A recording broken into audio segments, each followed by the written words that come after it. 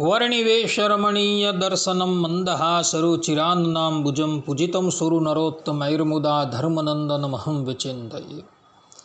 असतो मा षड्गमय तमसो मा ज्योतिर्गमय मृत्युर्मा अमृतं गमयः। ओम शांति शांति शांति। अस्मद्गुरुसमारम्भां नाथयामुनमध्यमां लक्ष्मीवल्लभपर्यन्तां वंदे गुरु परंपरा। આજની જ્ઞાન સભાની અંદર પધારનારા બધા જ ભગવદ ભક્તોને વેદાંતાચાર્ય પુરાણ ઇતિહાસ આચાર્ય એમ ફિલોસોફી શાસ્ત્રી રાકેશભાઈના હેતપૂર્વક જય સ્વામિનારાયણ। ભક્તો, આજની આ જ્ઞાન સભાની અંદર આપણે બધા દક્ષિણ ભારતની અંદર આવેલા જનાર્દન તીર્થના પ્રાગટ્યની કથા જે છે એ શ્રવણ કરીશું। આ જનાર્દન તીર્થ જે છે એ દક્ષિણ ભારતની અંદર ત્રિવેન્દ્રમથી 26 માઇલ દૂર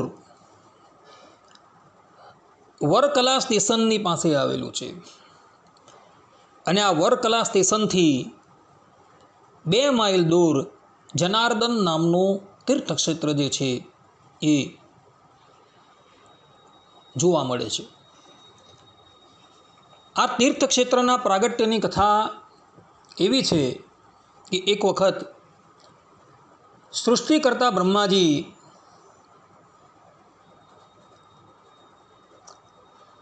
સમુદ્રના તટની ઉપર યજ્ઞ કરી રહ્યા હતા અને એ યજ્ઞની અંદર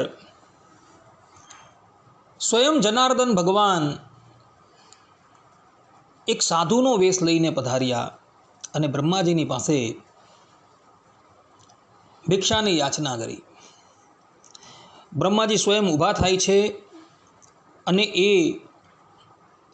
સાધુને ભિક્ષા અર્પણ કરે છે।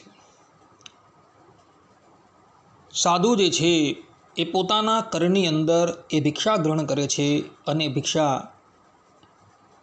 આરોગવાનો પ્રારંભ કરે છે। બ્રહ્માજીએ એના હાથમાં થોડી ભિક્ષા આપી, પેલા સાધુ એ ભિક્ષા ગ્રહણ કરી ગયા। બ્રહ્માજીએ પાછી આપી, પાછી ગ્રહણ કરી ગયા। એમ કરતાં કરતાં એ સાધુ બનેલા જનાર્દન ભગવાન જે છે એ યજ્ઞને માટે નિર્માણ કરેલી બધી જ ભોજન સામગ્રી જે છે એ ગ્રહણ કરી ગયા। બ્રહ્માજી આ પ્રમાણેનું આશ્ચર્ય જોઈ એ સાધુના ચરણમાં પડી ગયા।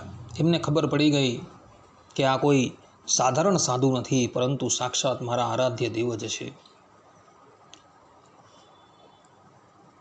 બ્રહ્માજીને આ પ્રમાણે પોતાના ચરણમાં પડેલા જોઈ જનાર્દન ભગવાન પોતાના મૂળ રૂપની અંદર આવી ગયા। બ્રહ્માજીએ પ્રાર્થના કરી કે હે પ્રભુ,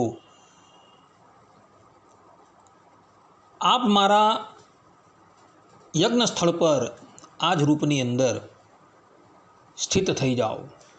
અને જનાર્દન ભગવાન કહે છે કે તથાસ્તુ। અને તે પછી એ જનાર્દન ભગવાન જે છે એ શ્રી વિગ્રહના રૂપની અંદર સ્થિત થઈ ગયા। આજે પણ જનાર્દન ક્ષેત્રની અંદર તમે જાઓ તો ચતુર્ભુજ રૂપે એ પરબ્રહ્મ પરમાત્મા મૂર્તિના રૂપમાં બિરાજમાન થયેલા થકા બધાને દર્શન આપી રહ્યા છે। ભક્તો, જનાર્દન ભગવાનનું આ સ્વરૂપ જે છે એ કોઈએ નિર્માણ નથી કરેલું, પરંતુ સાક્ષાત પરબ્રહ્મ પરમાત્મા શ્રીમદ નારાયણ ભગવાન જ શ્રી વિઘ્નના રૂપની અંદર સ્થિત થઈ ગયા હતા। માટે જ્યારે પણ તમે જનાર્દન ભગવાનના દર્શન કરવા માટે જાઓ ત્યારે સર્વપ્રથમ ત્યાં રહેલા સમુદ્રની અંદર સ્નાન કરજો અને પછી જનાર્દન ભગવાનના દર્શન કરવા માટે જજો। ભગવાન સ્વામિનારાયણ પણ તીર્થાટન કરતા થકા આ જનાર્દન ક્ષેત્રની અંદર પધારેલા હતા અને પોતાના કરકમલો દ્વારા એઓએ આ જનાર્દન ભગવાનની સેવા કરેલી હતી। આ પ્રમાણે જનાર્દન ભગવાનના પ્રાગટ્યની કથા જે છે એ પુરાણોની અંદર જોવા મળે છે। આટલું કહીને હું મારા પ્રવચનને અહીં વિરામ આપું છું। સર્વે સંતુ નિરામયઃ, સર્વે સુખીનો ભવંતુ, સર્વે ભદ્રાણી પશ્યંતુ, મા કશ્ચિત દુઃખભાગ ભવેત। અસ્તુ। જય સ્વામિનારાયણ।